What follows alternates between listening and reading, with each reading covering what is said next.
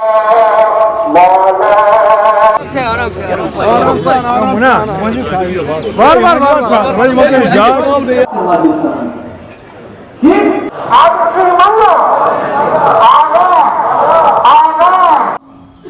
پتہ اگر سانن گرن مز تم اخلاق آس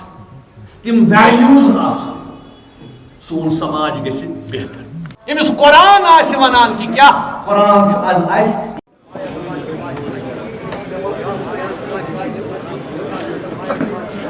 خاص کر چونکہ یہاں پہ ہماری زیادہ تجارت برادری ہے، تاجر برادری ہے، تو میں نے بھی آج وعظ و تبلیغ میں یہی کہا کہ ایک مسلمان ہونے کی حیثیت سے تجارت کرنے والے آدمی کا، تاجر کا کیا مقام ہے، اور ہم توقع رکھتے ہیں کہ صدق دلی کے ساتھ، امانت کے ساتھ، دیانت کے ساتھ اپنا یہ کام کریں، اور اس میں کتنی برکت ہے انشاءاللہ۔ جو سوشل پرابلمز ہیں ان کے لیے بھی ہمیں اٹھ کھڑا ہونا ہے، محلہ کمیٹیز ہیں، مسجد کمیٹیز ہیں، ان کے لیے بھی ہمیں جو ہے وہ ان کو بھی متحرک کرنا ہے، یہ بھی مسائل ہیں۔ لیکن اس کے ساتھ ساتھ یہ بھی مسئلہ ہے کہ ہاں مسلمانوں کو اس ماہ رمضان میں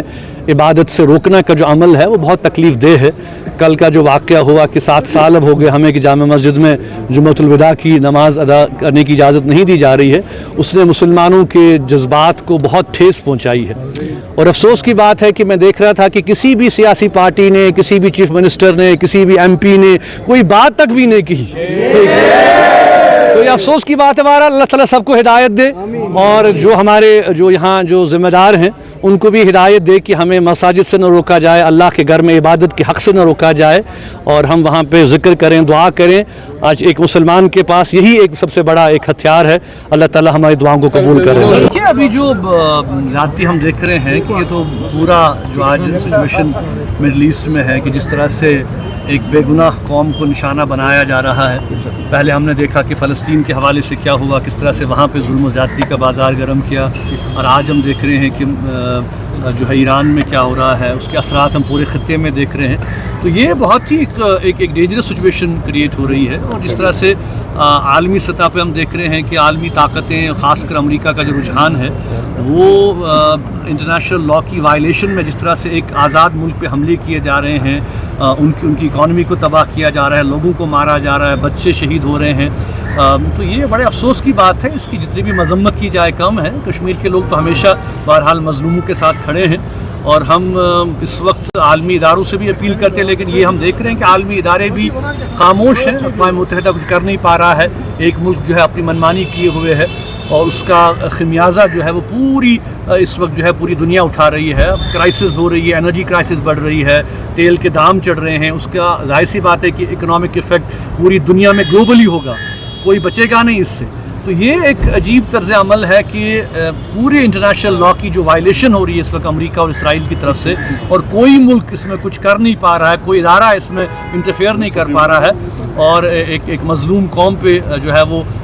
بمباری ہو رہی ہے، ان کا انفراسٹرکچر تباہ کیا جا رہا ہے، ان کے جو سویلین انفراسٹرکچر ہے اس کو نشانہ بیانا جا رہا ہے۔ اس کی جتنی بھی مذمت کی جائے وہ کم ہے۔ ہاں بالکل، یہ تو اچھی بات ہے، ہم سے خیر مقدم کرتے ہیں، اور آپ کو معلوم ہے کہ بہت سے سیاسی قیدی ہیں جو پچھلے جو ہے کئی سالوں سے، اب آدھوں کو تو 8-10 سال ہو گئے جیلوں میں، اور ان کی جو صحت ہے وہ بھی بہت خراب ہے۔ ہم توقع رکھتے ہیں کہ جس طرح سے سپریم کورٹ نے اس مسئلے میں جو ہے وہ انسانی قدروں کا لحاظ کرتے ہوئے اور انصاف کا لحاظ کرتے ہوئے ان کی بیل کو اپروو کیا، اسی طرح سے باقی جو پولیٹیکل پرزنرز ہیں ان کے حوالے سے بھی جو ہے کوئی نہ کوئی فیصلہ کیا جائے گا، ان کو بھی رہا کیا جائے گا۔ خاص کر جو نوجوان جو پچھلے کئی سالوں سے، بلکہ 2016 کی اگر ہم بات کریں، اب تو 10 سال ہونے کو آئے ان کو 2016 میں جو گرفتار ہوئے ہیں، تو ہم ان سے بھی جہاں حکومت سے مطالبہ کرتے ہیں کہ ان نوجوانوں کو رہا کیا جائے، وہاں پہ سپریم کورٹ سے بھی ہم یہ اپیل کرتے ہیں کہ